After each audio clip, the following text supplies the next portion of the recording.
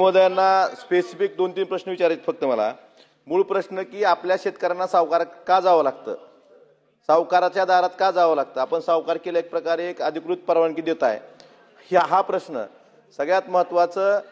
2022-23 मध्ये जे कर्जदार शेतकरी होते संस्थात्मक वित्त पुरवठ्याचे ते कमी होऊन आता जवळपास 18,92,000 शेतकरी कमी झालेत। का कमी झालेत यावर सरकार काय करतंय का?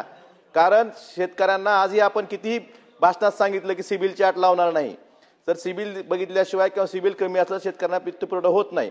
आणि दुसरा महत्त्वाचा की कूलिंग ऑफ पिरियड, एखाद्या शेतकऱ्यानं जर ओटीएस केलं किंवा तो जामीनदार जरी असला तर त्याला काही काही बँकेचे नियम असे आहेत की कूलिंग ऑफ पिरियड 5 वर्ष 7 वर्ष त्याला परत कर्ज दिलं जात नाही, त्यामुळे नाईलाजानं परत सावकाराच्या दारात जावं लागतं। तर सिबिलच्या बाबतीत आणि कूलिंग ऑफ पिरियडच्या बाबतीत फक्त भाषणात न करता प्रत्यक्षात कारवाई करणार का? आणि सिबिल बघितलं म्हणून सिबिलमुळे कर्ज नाकारणाऱ्या कुठल्या एका बँकेवर फौजदारी गुन्हा दाखल केलाय का, याचं उत्तर द्यावं। अध्यक्ष महोदय, पाटील साहेबांनी आता विचारलं त्या दिवशी देखील मी कर्जमुक्तीच्या दिवशी सांगत असताना सांगितलं होतं की सरकारने अशा प्रकारच्या कडक सूचना दिलेल्या आहेत की शेतीच्या संदर्भामध्ये सिबिल बघायचं नाही। आणि दुसरा काय होता प्रश्न?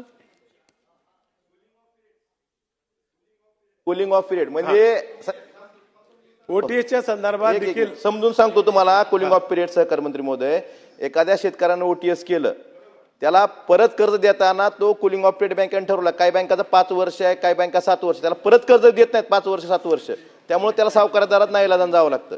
ह्या संदर्भात शासनानं फक्त सूचना देऊन थांबणार नाही, कारवाई काय केली सांगा। आदेश दिलेले आहेत, कारवाई चालू आहे। त्या दिवशी सांगितलंय आतापर्यंत ओटीएस जे होतं, ओटीएस जिथं दिलंय तिथं कर्ज वितरणाची व्यवस्था नसते, पण यावेळेस मात्र सरकारने ताकीद दिलेली आहे। असं कुठं आलं ना तुमच्या नजरेत आम्हाला सांगा, आम्ही त्याच्यावर कारवाई करून देऊ।